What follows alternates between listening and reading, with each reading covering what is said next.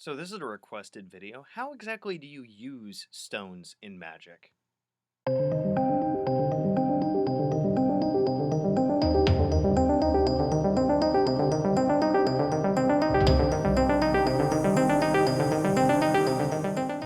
There are a lot of different uses for stones in Magic, and you've got to think about them as a tool and a way to hold energy and intention, and they can work in a similar manner to sigils, in that they can be programmed and hold the energy for certain intents.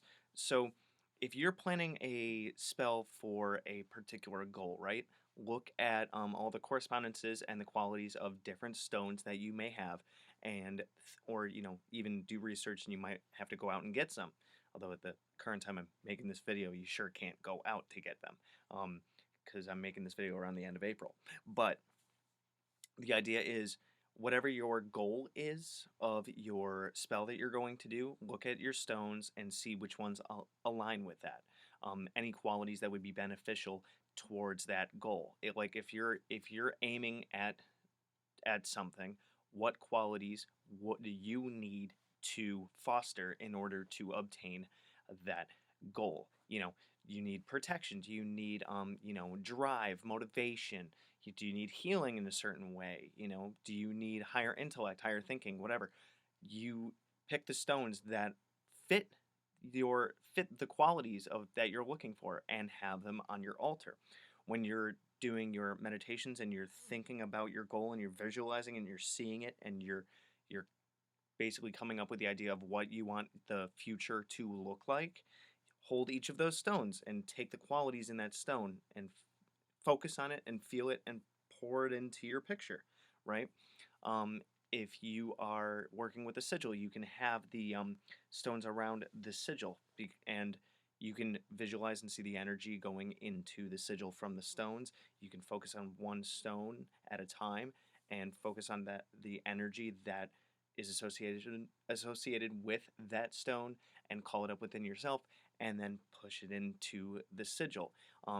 If you are working a spell for a specific intent, then you can find the stone that matches that intent, and you can meditate with it and focus on it and put your intent into that stone, and that this is charging it, and then have it on you when you are going out and about, whether it's towards a specific goal or if it's just everyday life, if it's a long-term goal that you're trying to foster. Another one of the things that you can do is crystal grids, right? Where crystal grids is a geometrically arranged pattern of stones that's based on different geometrical shapes.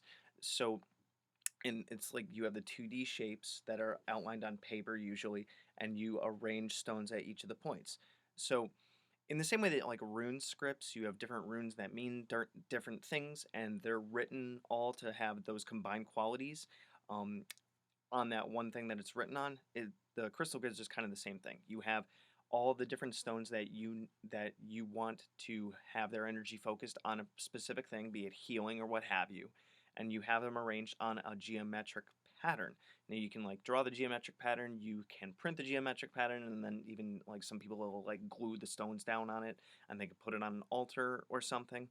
And the tidbit that I have for you guys is take a look at number correspondences when it comes to deciding the shape for your crystal grid, right? So if I go over to my notes here, and I'm surprised I've been going off my notes without them. Anyway, so one is independence, although that's not really a shape because you need, at least 3 lines to make a shape. One is independence, two is balance, three is creativity, four is foundation, five is change, six is love, seven is knowledge, eight is authority, and nine is completion.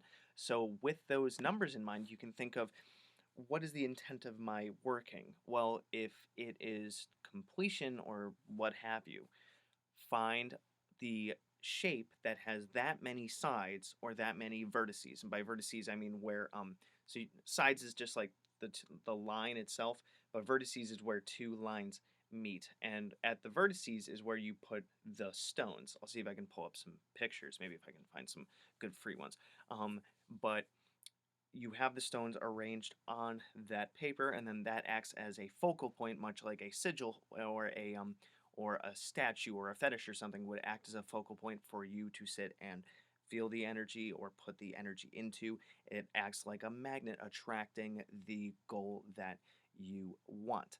So that's a little bit of ways that you can use crystals and crystal grids and such in your magical practice. Let me know how you guys use crystals in your magical practice. Do you have them on your magic tools? Do you work with certain stones for certain things? Do you have a bag of stones on you that you have, with you all the time?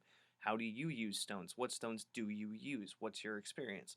Let me know down in the comments, and you can request another stone for me to do on this channel. Just leave it in the email or down in the comments or whatnot, and check out any of my other stone videos or any of my other videos in general.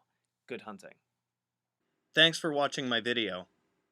So if you want to check out my playlists, I have, among others, the Simon Necronomicon, the Tree of Life, General Magic, Tulpamancy, a playlist on my books, the elements, stones, the theories that govern magic, and the gods and goddesses of Mesopotamia. If you want to check out my books on Amazon, I have Creating Consciousness, Magical Mechanics, Magical Theater, Handy Sigil Magic, Magical Movement, which is an update and expansion upon Handy Sigil Magic, Magical Mastery, which is a combination masterwork of Magical Theater and Magical Mechanics, and The Guide to the Spheres and Beyond. You can also find me on Facebook at Magickology YT. You can email me at priestofthenecro@gmail.com, and you can even check out my Instagram, which is Magickology. And good hunting.